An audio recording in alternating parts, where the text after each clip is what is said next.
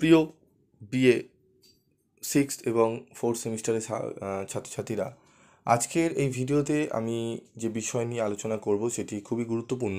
কারণ আজকের এই ভিডিওতে আলোচনা হবে ইতিহাসের যে জেনারেল পেপার রয়েছে তোমাদের SECB2 orality and oral culture in India, এই সাবজেক্টটি থেকে আমি গুরুত্বপূর্ণ কিছু বাছাই করা প্রশ্ন তোমাদের সামনে তুলে ধরছি। তোমরা এই প্রশ্নগুলো ভালো করে বই দেখে উত্তরগুলো দেখে তোমরা কিন্তু করে যাও, ঠিক আছে?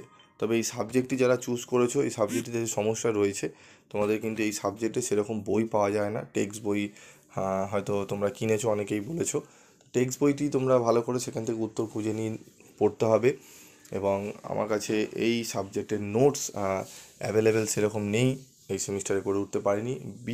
B1 যারা নিয়েছো, যারা সংগ্রহশালা চুজ করেছো, তারা অনেকেই আমার থেকে নোটস নিয়ে নিয়েছো এবং সেই সাবজেক্টেরও সাজেশান আমি বলে দেবো।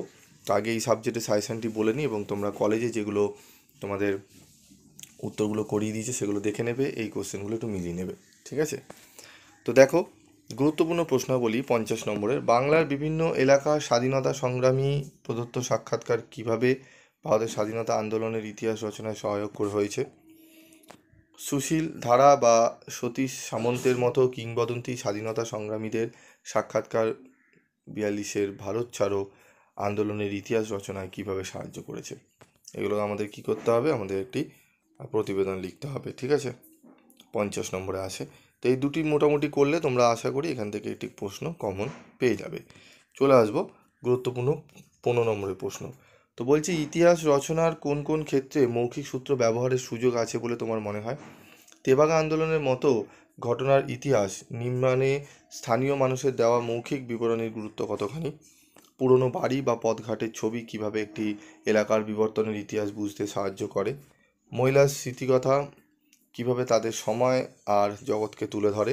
অতি বয়স্ক সাধারণ মানুষের মুখের কথাও কি করে ইতিহাস রচনায় সহায়ক হতে পারে? 1960 বা 1970-এর দশকের সিনেমা থেকে কি তখনকার সমাজের ছবি উঠে আসতে পারে?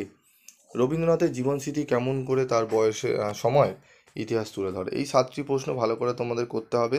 এই 7টির মধ্যে যেগুলো স্টার মার্ক করা রয়েছে 1 থেকে 4 নম্বর প্রশ্ন, সেগুলো ভালো করে করলে আশা করি তোমরা 15 নম্বরের মিনিমাম একটি তো কমন পাবেই। দুটি আসে তোমার করতে হয়, তো দুটির মধ্যে তোমরা মিনিমাম একটি প্রশ্ন তো কমন পাবেই, ওপরে যদি 4টি ভালো করে যাও। 8 নম্বরের প্রশ্নটি দেখে নাও। মৌখিক সূত্র ব্যবহার করে কোনো পুরনো মেলা অনুষ্ঠানের ছবি পাওয়া যেতে পারে বলে তোমার মনে হয়? উত্তর লেখো, ঠিক আছে? তো এই 8টি প্রশ্ন আমি এখানে দিয়েছি, এর মধ্যে 4টি প্রশ্ন উপরের, ওই 4টি প্রশ্ন ভালো করে যাও। আশা করি তোমরা একটি প্রশ্ন কমন পেয়ে যাবে 15, এবং ওপরের যে দুটি 50 নম্বরে দিয়েছি সেখান থেকে তোমরা একটি 50 নম্বরে কমন পেয়ে যাবে। তো এই প্রশ্নগুলো ভালো করে যেও, যারা 4th সেমিস্টারে রয়েছে এবং যারা 6th সেমিস্টারের ছাত্রছাত্রীরা রয়েছে ভালো করে যেও। আশা করি তোমরা অনেকটাই উপকৃত হবে। তবে যারা ম্যাক্সিমাম ছাত্রছাত্রীরা কিন্তু B1 চুজ করেছো সংগ্রহশালা, সেটি একটু সুবিধা হয় সংগ্রহ করলে।